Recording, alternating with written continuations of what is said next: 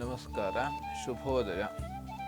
ಶ್ರೀ ವಿಶ್ವಾವಸು ಸಂವತ್ಸರ ದಕ್ಷಿಣಾಯನ ಶ್ರಾವಣ ಮಾಸ ಶುಕ್ಲಪಕ್ಷ ವರ್ಷ ಋತು ಹುಣ್ಣಿಮೆ ಶನಿವಾರ, ಶ್ರವಣ ನಕ್ಷತ್ರ, ಸೌಭಾಗ್ಯ ಯೋಗ, ಭವಕರಣ. ಇದು ಇವತ್ತಿನ ಪಂಚಾಂಗ. ಮೊದಲನೇದಾಗಿ ಮೇಷರಾಶಿ. ಮೇಷರಾಶಿಯಲ್ಲಿ ಇವತ್ತಿನ ದಿವಸ ಸಂಗಾತಿಯಲ್ಲಿ ಕಲಹ ಇರತಕ್ಕಂಥ ಸಾಧ್ಯತೆ. ಯಾರಿಗೆ ಆ ರೀತಿಯಲ್ಲಿ ಅಂದರೆ ಮನೆಯಲ್ಲಿ ಸಣ್ಣ ಪುಟ್ಟ ವಿಚಾರದಲ್ಲಿ ಕೆಲವೊಬ್ಬರಿಗೆ ತೊಂದರೆಗಳು ಅಥವಾ ಕಿರಿಕಿರಿ ಆಗತಕ್ಕಂಥ ಸಾಧ್ಯತೆ. ವ್ಯಾಪಾರದಲ್ಲಿ ವ್ಯಾಪಾರಸ್ಥರಿಗೆ ಸ್ವಲ್ಪ ತೊಡಕುಗಳು, ವಿಘ್ನಗಳು ಬರತಕ್ಕಂಥದ್ದು. ಹಾಗಾಗಿ ಇವತ್ತಿನ ದಿವಸ ಆದಷ್ಟು ಲಕ್ಷ್ಮೀನಾರಾಯಣ ಪಾರಾಯಣ ಅಥವಾ ಲಕ್ಷ್ಮೀ ಅಷ್ಟೋತ್ತರವನ್ನು ಪಠಿಸ್ತಕ್ಕಂಥದ್ದು ಬಹಳ ಶ್ರೇಷ್ಠ. ಇನ್ನು ವೃಷಭ ರಾಶಿ. ಸಾಲ ಬಾಧೆ. ಸಾಲವನ್ನು ಆದಷ್ಟು ನಾವು ಮಾಡಲೇಬಾರದು. ಸಾಲ ಇವತ್ತಿನ ದಿವಸ ಕೊಡಲೂಬಾರದು, ತೆಗೆದುಕೊಳ್ಳೂಬಾರದು. ಶತ್ರುವಿನ ಬಾಧೆ ಇರತಕ್ಕಂಥದ್ದು.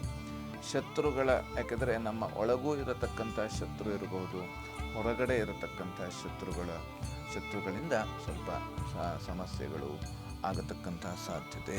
ಹಾಗಾಗಿ ಆದಷ್ಟು ಇವತ್ತಿನ ದಿವಸ ವಿಷ್ಣು ಸಹಸ್ರನಾಮವನ್ನು ಪಾರಾಯಣ ಮಾಡುವುದರಿಂದ ಅನುಕೂಲ ಆಗತಕ್ಕಂಥದ್ದು. ಇನ್ನು ಮಿಥುನ ರಾಶಿ.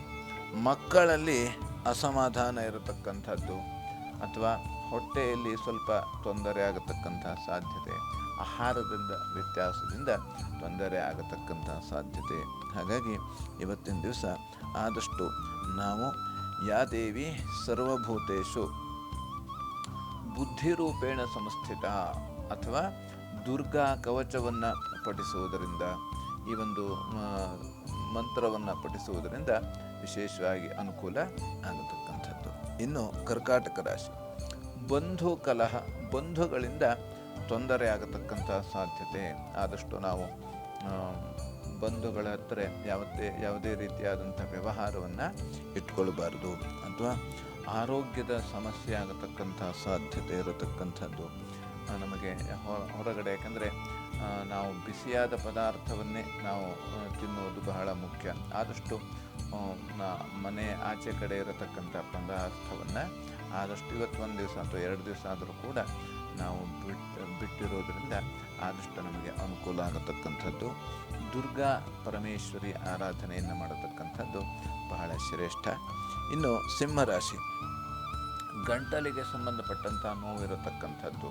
ಹಾಗೆ ದೂರ ಪ್ರಯಾಣದಲ್ಲಿ ತೊಂದರೆ ಆಗತಕ್ಕಂಥ ಸಾಧ್ಯತೆ. ಹಾಗಾಗಿ ಆದಷ್ಟು ಇವತ್ತಿನ ದಿವಸ ದೂರ ಪ್ರಯಾಣವನ್ನು ಮುಂದಿನ ದಿವಸ ಹಾಕುವಂಥದ್ದು ಬಹಳ ಮುಖ್ಯ. ಹಾಗಾಗಿ ಆದಿತ್ಯ ಹೃದಯವನ್ನು ಪಠಿಸುವುದರಿಂದ ವಿಶೇಷವಾಗಿ ಅನುಕೂಲ ಆಗತಕ್ಕಂಥದ್ದು. ಇನ್ನು ಕನ್ಯಾ ರಾಶಿ.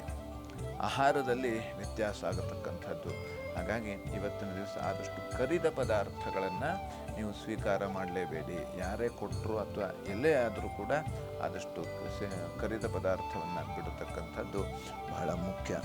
ಇನ್ನು ಬಂಧು ಮತ್ತು ಮಿತ್ರರಲ್ಲಿ ಉತ್ತಮವಾದಂಥ ಸಹಕಾರ ಇವತ್ತಿನ ದಿವಸ ಆಗತಕ್ಕಂಥದ್ದು. ಹಾಗಾಗಿ ಮಹಾಲಕ್ಷ್ಮಿ ಸನ್ನಿಧಾನಕ್ಕೆ ಕೆಂಪು ಹೂವನ್ನು ಅರ್ಪಣೆ ಮಾಡೋದರಿಂದ ವಿಶೇಷವಾಗಿ ಅನುಕೂಲ ಆಗತಕ್ಕಂಥದ್ದು. ಇನ್ನು ತುಲಾರಾಶಿ. ಆರೋಗ್ಯದಲ್ಲಿ ವ್ಯತ್ಯಾಸ ಆಗತಕ್ಕಂಥ ಸಾಧ್ಯತೆ. ವೃತ್ತಿಯಲ್ಲಿ ವಿಶೇಷವಾದಂತಹ ಅನುಕೂಲ ಇರತಕ್ಕಂಥದ್ದು. ಹಾಗಾಗಿ ದುರ್ಗಾ ಕವಚವನ್ನು ಪಠಿಸುವುದರಿಂದ ವಿಶೇಷವಾಗಿ ಅನುಕೂಲ ಆಗತಕ್ಕಂಥದ್ದು. ಇನ್ನು ವೃಶ್ಚಿಕ ರಾಶಿ. ಸ್ವಲ್ಪ ಖರ್ಚು ಜಾಸ್ತಿ ಆಗತಕ್ಕಂಥ ಸಾಧ್ಯತೆ. ಕುಟುಂಬದಲ್ಲಿ ಸಹಾಯ ಅಥವಾ ಸಹಕಾರ ಸಿಗತಕ್ಕಂಥದ್ದು. ಸುಬ್ರಹ್ಮಣ್ಯ ಕವಚವನ್ನು ಪಠಿಸುವುದರಿಂದ ಅನುಕೂಲ ಆಗತಕ್ಕಂಥದ್ದು. ಇನ್ನು ಧನುರಾಶಿ. ಲಾಭದಾಯಕ ದಿನ ಇವತ್ತಿನ ದಿವಸ. ಪ್ರಯಾಣದಲ್ಲಿ ಇವತ್ತು ದೂರ ಪ್ರಯಾಣದಲ್ಲಿ ಜಾಗ್ರತೆ ಇರಲಿ. ಅಂದರೆ ಪ್ರಯಾಣ ಮಾಡದೇ ಇರತಕ್ಕಂಥದ್ದು ಬಹಳ ಶ್ರೇಷ್ಠ. ಇನ್ನು ಪ್ರಯಾಣ ಮಾಡಲೇಬೇಕು ಅಂತಂದರೆ ಆದಷ್ಟು ನಮ್ಮ ಸುರಕ್ಷತೆ ನಮಗೆ ಇರಲೇಬೇಕು. ನವಗ್ರಹ ಸ್ತುತಿಯನ್ನು ಮಾಡುವುದರಿಂದ ಅನುಕೂಲ ಆಗತಕ್ಕಂಥದ್ದು. ಇನ್ನು ಮಕರ ರಾಶಿ. ವೃತ್ತಿಯಲ್ಲಿ ತೊಡಕುಗಳು ಬರತಕ್ಕಂಥದ್ದು, ವಿಘ್ನಗಳು ಜಾಸ್ತಿ ಆಗತಕ್ಕಂಥದ್ದು. ಹಾಗಾಗಿ ಮನೆಯಲ್ಲಿ ಸ್ವಲ್ಪ ಖರ್ಚೇ ಜಾಸ್ತಿ ಆಗತಕ್ಕಂಥದ್ದು. ಆದಷ್ಟು ಖರ್ಚನ್ನು ಕಡಿಮೆ ಮಾಡಿ ಉಳಿತಾಯವನ್ನು ಹೆಚ್ಚು ಮಾಡಿ. ಹಾಗಾಗಿ ಇಷ್ಟ ದೇವತಾ ಆರಾಧನೆಯನ್ನು ಮಾಡತಕ್ಕಂಥದ್ದು ಬಹಳ ಶ್ರೇಷ್ಠ. ಇನ್ನು ಕುಂಭರಾಶಿ, ಲಾಭದಾಯಕ ದಿನ. ಹಾಗೆ ತಂದೆ ಮಕ್ಕಳಲ್ಲಿ ಭಿನ್ನಾಭಿಪ್ರಾಯ ಬರತಕ್ಕಂಥದ್ದು. ಹಾಗಾಗಿ ಯಾರೇನೋ ಹೇಳಿದ್ರೂ ಕೂಡ ನಾವು ಸುಮ್ಮನೆ ಎತ್ತುಕೊಂಡಿರೋದ್ರಿಂದ ಅನುಕೂಲ ಆಗತಕ್ಕಂಥದ್ದು.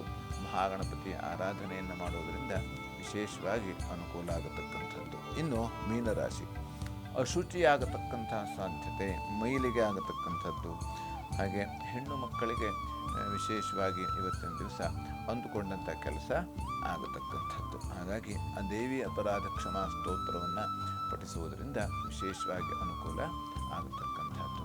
ಲೋಕಾಃ ಸಮಸ್ತಾಃ ಸುಖಿನೋ ಭವಂತು, ಸಮಸ್ತ ಸನ್ಮಂಗಳಾನಿ ಭವಂತು. ಎಲ್ಲರಿಗೂ ಶುಭವಾಗಲಿ.